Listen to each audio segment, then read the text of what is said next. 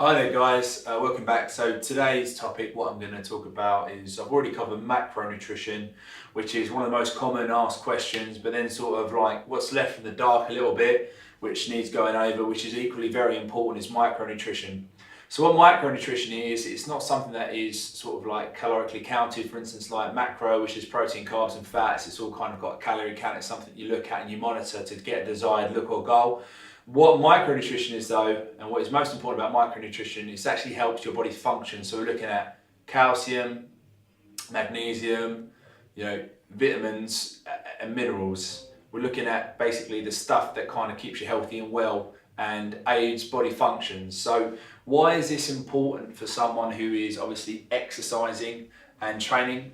Your body only ever identifies exercise and training realistically as a strain on your system. So a strain on your system without the right kind of support through a correct diet and supplementation, realistically is only going to lead to you getting run down and ill, which is going to be no good for your goals. You're going to be getting very frustrated. You're going to have a lack of energy. So even though you might be eating right macros, you might have your protein on point, your carbohydrates on point, your diet's looking really nice.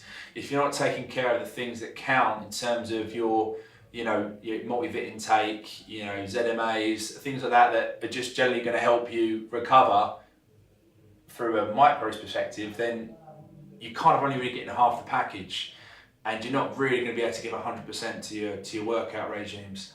So you find that micronutrition can be quite hard to put into your diet through actually consuming the food.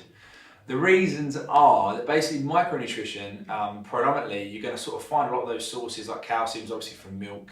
Don't get me wrong, you get it from other sources, you get it from some vegetables and stuff, which is all cool. But journalistically speaking, your vitamins are mainly associated by fruit. Fruit is high in sucrose. Sucrose is the fastest digesting form of sugar, which turns to fat. So obviously a lot of people that think, oh, I'm being healthy, I'm going to eat a load of fruit. Yes, on a micronutritional perspective, you would be being healthy, but you are ingesting a lot of fruit, which is kind of going to turn, it has the principles, the properties to turn into fat. The only exception to the rule obviously is with a monitored amount you intake, is obviously considering it like a fast glycemic carb. So having berries or like a banana, like pre and post workout, you kind of can get away with it. But even if you're trying to be really strict and you're really trying to cut up, for instance, if you're trying to get ready for a photo shoot, I'd still really kind of be looking at that to see how strict you're trying to be. I'd recommend realistically that if you are trying to get in great shape, the diet is very important, but you're trying to always get kind of like an unnatural look. By that I don't mean like doing anything that's sort of bad. What I'm saying is that you can't necessarily take a full range diet and eat everything and get that kind of look.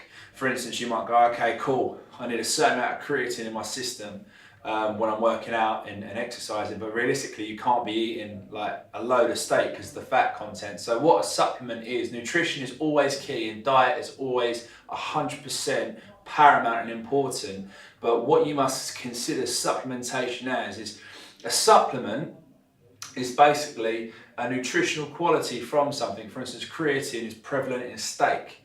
But obviously, as I've just previously said, you can't be eating a load of steak, cholesterol, fat intake. So all you are basically by taking these supplements is you're taking the nutritional qualities you want out of these foods and still putting it into your diet without any of the negatives. Yeah.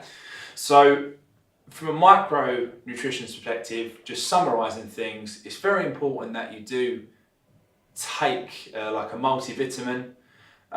A brand that I particularly like is Animal Pack.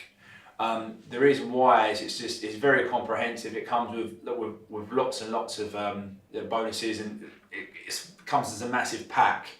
The most important thing you do need to consider though, if you are taking tablets, like obviously natural supplements, that is, that I find only from personal perspective, if you try and just chuck them all down your throat and neck them all, especially half the time when I'm training, I'm fasted on water and black coffee anyway, it makes you feel really sick. It's a massive load to your body, and I really do question how well your body can actually digest and utilise that. So what I would say is, it's all about kind of like a periodic approach. So like you know, take for instance me and my diet. This is moving away from micronutrition more and just supplementation. I take CLA in the morning, and I take maybe a grenade, and then as it gets a little bit later on, I take just before I eat. So after I do my fasted training, I have like an acidophilus, which is basically a probiotic, which is good for your gut. Anyone who is kind of bodybuilding, or you're chucking whey protein shakes down your neck or whatever, you do want to consider digestive health, which will be something I cover and go over with you later. But yeah, so micronutrition is kind of like the macro and micro is the complete diet. So you can get that from obviously your diet, which is just purely eating, and also supplementation. Don't neglect either. Obviously you can't really get the desired look from your body without having the right kind of macronutrition, protein, carb and fat intake for your desired look. You've got to monitor what you're eating. But equally, if you're not considering your micronutrition, which is your multivitamin, you know, your vitamins, your minerals, your calcium, all the other components that sort of help body function and the way it works and operates, then you're not going to maximize the use of this. They kind of work in conjunction with each other, yeah? So yeah, summarizing, that's micronutrition, and just kind of how you can get that. I can give you like a list of, I'll go over my list of supplements in my next video blog. But generally speaking, you can get it from a healthy, well-rounded diet, but it depends on the individual. If you're really trying to cut up and be a fitness model, you're trying to cut, you're going to have to consider what food sources you're having and when. It just gets a little bit more complicated, but luckily I can obviously help you with that. So thank you very much for listening, and I will see you obviously on the next video.